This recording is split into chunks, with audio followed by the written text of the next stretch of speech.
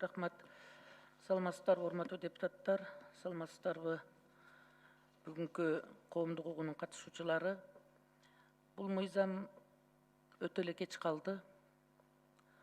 10 жылдан мурунку мезгилде кабылдана турган мыйзам. Эми бул жерде чыгып сүйлөгөн жолдоштордун сөздөрүн угуп атабыз. Эл аралык уюмдардын өкүлдөрүнүн сөзүн да уктук. Бүгүнкү Бакыт Райымкулович жетектеген демилгечи депутаттардын долбоору өтө эле жумшак сунуш кылынып калган. Мисалы, мен мурдагы 5-чакырылыштын депутаты катары бейөкмөт уюмдар жөнүндө мыйзамдын долбоорун көтөрүп чыккан демилгечилердин бири катары мен бүгүнкү долбоорго канааттанбастан ошол биздин 5-чакырылыштагы 1-окуудан Жогорку Кеңештин кароосунан өткөн долбоордун дагы көрсөтүлгөн сунуштарды мен сиздерге атайын расмий түрдө кат менен кайрылып бергенмин. Ошондуктан мына 2-окууда ошол 5-чакырылыштагы бейөкмөт уюмдар жөнүндө каралган мыйзамдынга киргизген өзгөртүү толуктоолордо сунуштарды толугу менен 2-окууда киргизишиңиздерди биз сунуш коомчулуктун атынан суранабыз. Анткени бул жерде бейөкмөт уюмдарды, жалпы коомдук уюмдарды биз 34 миңге жакынкы коомдук уюмдарды биз жалпы түрдө айтып атабыз. Сиздердин долбооруңуздар боюнча коомдук уюмдар менен сырттан каржыланган коомдук уюмдарды баса көрсөтүш керек, бейөкмөт уюмдардычы. Себеби негизги максат биздин мамлекеттин ичинде дагы коомдук уюмдар бар. Коомдук уюмдардын ичине кайрымдуулук фонддору, ар кандай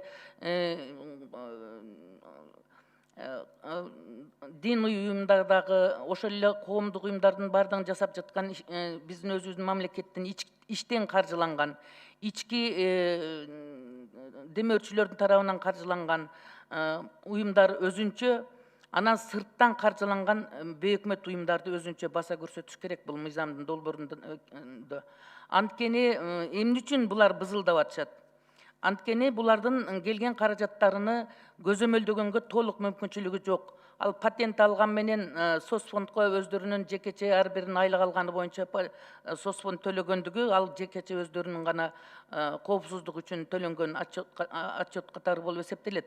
Себеби мамлекетте ар бир тыйын мамлекеттин бюджетти ачыктык, тактыктыкты талап кылып, Жогорку Кеңештин трибунасында талкуулап бекитип берип атканыңыздардан кийин бейөкмөт уюмдар ошол биздин айыл өкмөттөн баштап президентке чейинки каржы булактарыны, бүт аткарылып жаткан жумуштарды өздөрүнүн иш алып баруучу долбоорлорунан сырткары кийлигишип туруп, биздин мамлекеттин ички башкаруу системасына аралашып аткандан кийин эмне үчүн мамлекет бейөкмөт уюмдардын ишини көзөмөлдөгөнгө мүмкүн эмес? Мамлекет, эгемендүү мамлекет болгондон кийин сырттан каражат алып туруп, биздин сырткы күчтөргө чет өлкөлүк агенттин милдетин аткарып туруп, биздин мамлекеттин ички саясатына аралашып, бардык нерсеге сырттагы таасирлерди кийлигиштиргенге чектөө коюш керек. Себеби биз Кыргыз мамлекети эгемендүү мамлекетпиз, өз алдынча мамлекетпиз. Биздин өзүбүздүн туубуз конституциянын негизинде иш алып бара турган мамлекеттик башкаруу системасы бар, 5 бийлик бутагы бар. Эмне үчүн сырттан каражатты алып туруп, көрүнгөнү ортодон чыгып алып туруп, анан биздин мамлекеттин ички башкаруу системасына кийлигишиш керек? Президенттен баштап, Жогорку Кеңештен баштап, өкмөттүн ар бир бийлик бутактарынын иштерини бейөкмөт уюмдар көзөмөлдөш керек. Себеби булардын бызылдап атканы бекер эмес да, чектөө коюлуп калат экен деп атат. Себеби буларды азыр эч ким көзөмөлдөй албайт. Мамлекеттик коопсуздук комитети дагы, ички иштер министрлиги дагы, прокуратура бардыгы көзөмөлдөгөнгө акысы жок. Ошон үчүн каалагандай 3 мүнөт долбоор менен каалагандай жумуштарын жасап атышат. Мына мисалы үчүн мен бир эле нерсени айтайын. 3 мүнөт бүгүнкү пандемия боюнча болуп аткан мезгилде Эркингүл Лубушева деген эл аралык донорлук организациялардын башчысы Эдуард Ауерага дегенге кат жазып атат. Жогорку Кеңеште бейөкмөт уюмдардын ишин көзөмөлдөө боюнча мыйзамдын 1-окууда кабыл алынды. Ошондуктан Кыргызстанга пандемия боюнча донорлук жардам берүүлөргө жардам бербегиле, көрсөтпөгүлө, булар тоталитардык мамлекетке айланып атат деп жамандап туруп, биздин мамлекетти дүйнө жүзүнө жек көрсөтүп атат. Ошол эле мезгилде булардын жасап аткан иштери өтө көп.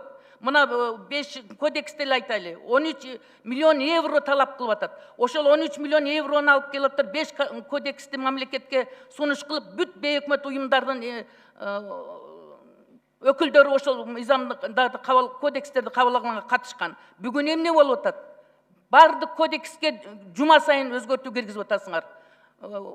УПК-дагы, ЖПК-дагы, прокуратура, милиция бүт тармактарда башаламан болуп мыйзамдарын аткара албай отурушат. Ишенбес.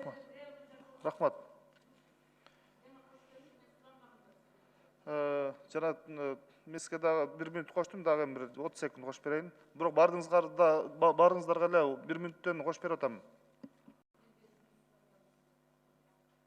Базып алыңыз.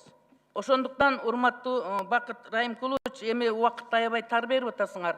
Бизге бардыгына бирдей берип атасыз, Наталья. Бирдей болгон менен сырттан келгендер менен биздин өзүбүздүн көз карашыбыз бар. Себеби биз мурунку мыйзамдын долбоорун демилгечилер бир катар ошону сиздерге кошуңуздар деп сунуш кылып аткандан кийин кошуп берсеңиз ашыкчалык кылбайт.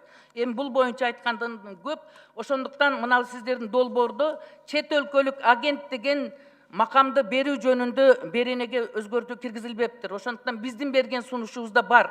Сөзсүз түрдө өзүнүн мамлекеттин ички саясатына аралашкан, саясий иштерге өздөрүнүн таасирин тийгизгенге түрдүү акцияларды уюштурган, өзүнүн долбоорунан сырткары жумуштарды жасаган бейөкмөт уюмдарга, сырттан каржыланган бейөкмөт уюмдарга чет өлкөлүк агент деген макамды сөзсүз түрдө берүү жөнүндө мыйзам менен мыйзамдаштырыш керек.